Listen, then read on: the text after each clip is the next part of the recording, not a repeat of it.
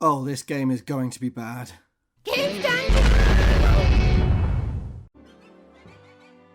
I'm sure you've played some of the often proclaimed worst games of all time, whether that's Bubsy 3D, Et, or Superman 64, all games which were a product of their time. But in 2004, some of the best video games of all time were released.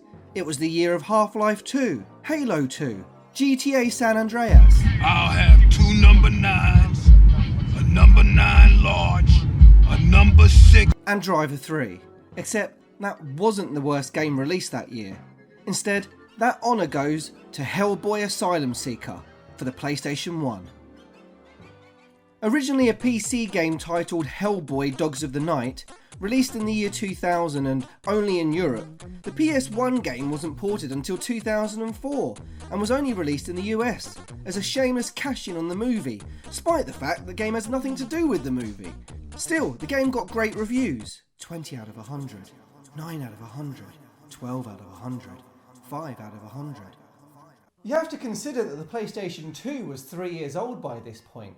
Oh yeah, why bother porting the game to the PlayStation 2 when you can port it to the last generation console that no one gives a crap about anymore? Great idea! The game starts off with some old guy who looks like he's in hospital due to a severe stroke. He's telling some idiots about the end of the world or something, and of course it ends up being down to Hellboy to do something about it because it's his game.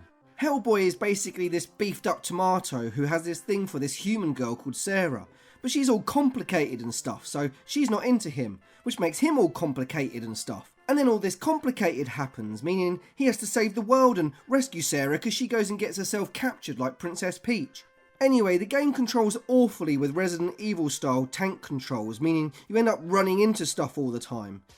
You know the game is always going to be fun when the first puzzles are literally push button, unlock door, push button, unlock gate. Really innovative when you consider Resident Evil was 8 years old by this point. And then there's the combat. This is it. You basically hold down square and watch as Hellboy either politely taps him on the face or misses. He's supposed to have a powerful right hand made of stone, but in this game it's a right hand made of shite, which is as useful as dial-up internet. It takes ages to defeat literally the first enemies in the game. I've literally had to speed it up over 500%. Either they're overpowered or Hellboy has to knacker them out so much that they re-die by exhaustion. Anyway, you find Peter and he's pretty much deaded. That's a lot of blood. Well, how about you call for an ambulance? Too much blood. Right, well, as Peter is doomed, instead of trying to do something about it or sorting out a funeral, you bugger off to fight this giant bird woman boss thing.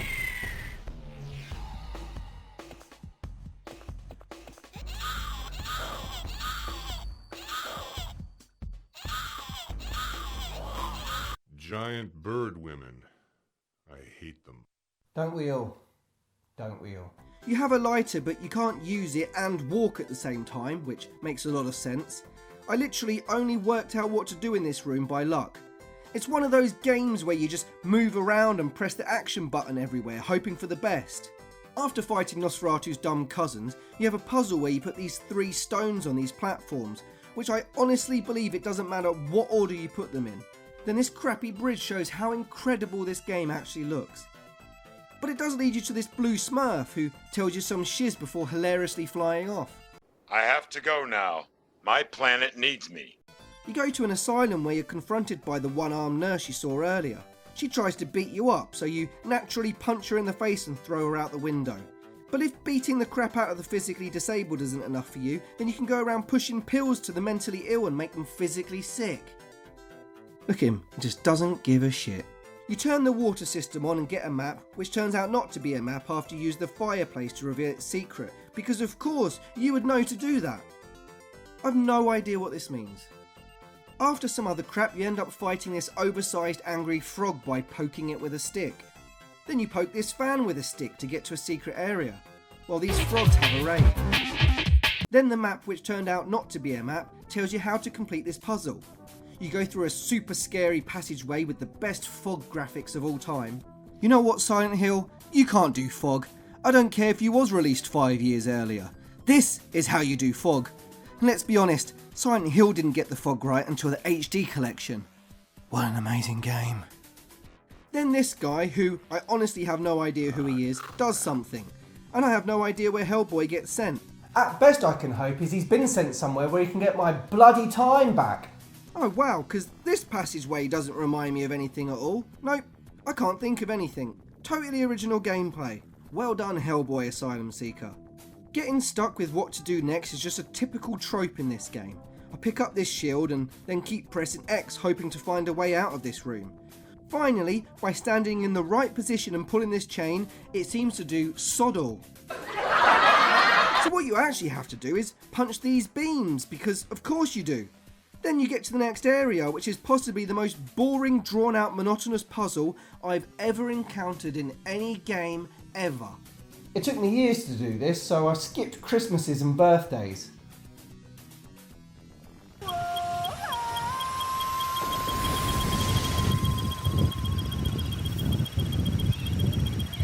Oh, and there's also a number of times which I got stuck in glitches during this bit.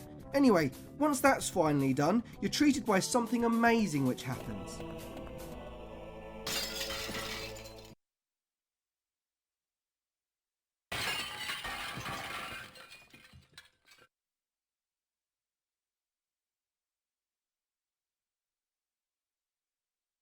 Why can Hellboy not manage this drop?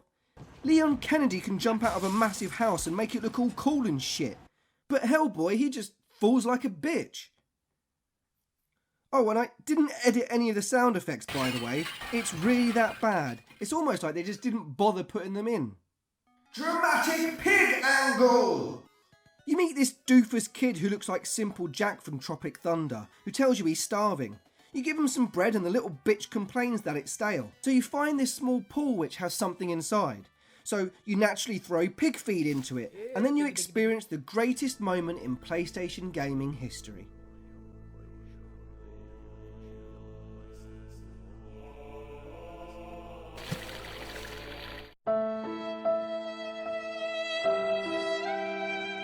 Wow, and I thought I'd seen it all.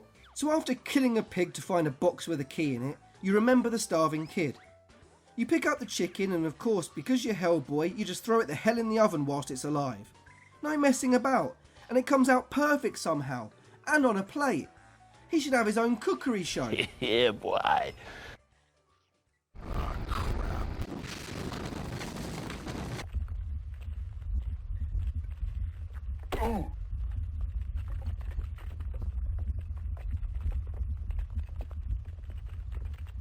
Again, don't worry about sound effects, overrated. I mean, it was only 2004. Wow, what a game. Half-Life 2? Nah. Halo 2? Nah. Shrek? Nah. Oops, I think I broke their boiler. No, it's not you, Hellboy. It's just the game that's broken. So of course the next step is to pick up a decapitated head and give Simple Jack his chicken. Then after fighting a few of these things, you get to a church where Hellboy gets to show off his skills. Hellboy releases his greatest hits on organ, out now on CD. Only $9.99. No, wait, we're missing a trick here. It's 666. Yes, 666, because that's funny. Next, you use the decapitated head you found to trick this dumbass into letting you into a secret area. Ah, Brother Sanchez, come in. You don't look well. I have no idea what this thing is and I really don't care. But it soon realises this beefed up tomato is not Brother Sanchez and so glitches himself into a giant monkey thing. As you do, because, you know, everything makes sense so far. The boss battle ends up being easier than the first two enemies at the beginning of the game. Ooh, a tea. So you run around not knowing what to do like usual, you do a stupid puzzle, and some skeleton king gives you some magical sword. But before you can experience how utterly bad it really is, you meet up with insert bad guy's name as he's trying to steal the thunder of your recently released organ album. You soon realise that not only does Hellboy have no clue how to actually hold a sword, but the sword is as useful as your stone hand, which is another way of saying it's as useful as the Sega Saturn. So you fight this thing in the greatest boss fight in human history, when all you have to do is punch him in the dick for a few minutes. For some reason it dies like a baby is crying, and then you get transported forward in time or whatever, because I honestly don't know, and by this point I just want to snap the bloody disc, if it wasn't for the fact I'm emulating it. I follow everything. Just stop. I'm not going to tell you what made Herman vomit on Hellboy's willy, but it ended up giving me a key. Then I'm back to pressing X on everything to get something to do something, because I don't know what to do. But pressing random shit makes stuff happen eventually, and this guy manages to take Hellboy out like nothing. Wow, he's a ninja! But Hellboy doesn't fancy any of that kinky stuff and takes out the ninjas. Ooh, a tunnel. Where does this go? Ah, cool, yes. That was fun. And just what every game needs, a sewer level. And it's even better when it's essentially a maze and you have no idea where to go and it just goes on and on and on and you realise where to go by accident. Stuff happens which is just too boring to show. You lose your gun, even though you didn't know I had a gun, but it's just as useless as anything else in the game. Then you finally get to this boss fight with the sorcerer, who thinks it's funny to dab. It's really a terrible battle which just involves you running trying to punch him before he dabs again, and then disappears to another part of the room where you have to do the same thing over and over again until you eventually knock him out and leave him for dead. Just lying there. Just lying there. Hellboy decides to have some downtime by playing the organ again, then fights a metaphorical representation of your mum, which, as per usual, has all the gameplay complexity of holding down the square button. You jump into a hole to go to hell because, yeah, why wouldn't you? And then you see that Satan was too busy to appear in the game, so instead you fight Satan's cousin, Mark. You defeat Mark in the final crappy battle of the game and save Sarah. I've no idea how they got out of hell, maybe they got an Uber, and to be honest, I really don't give a crap. Ow! I could do without the falling thing. It's not so much the falling as the landing. You get used to it. Oh, are you sure about that, Hellboy? Don't you remember this? Hellboy talks to her about how their dead friend is still nearby, but they're going to go and get Starbucks instead and the game ends.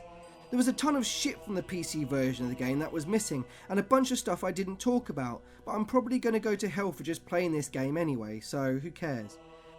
Imagine opening that game up in Christmas 2004, and if you did, it probably stunted your gaming growth. So you should play something decent from that era. Shrek 2?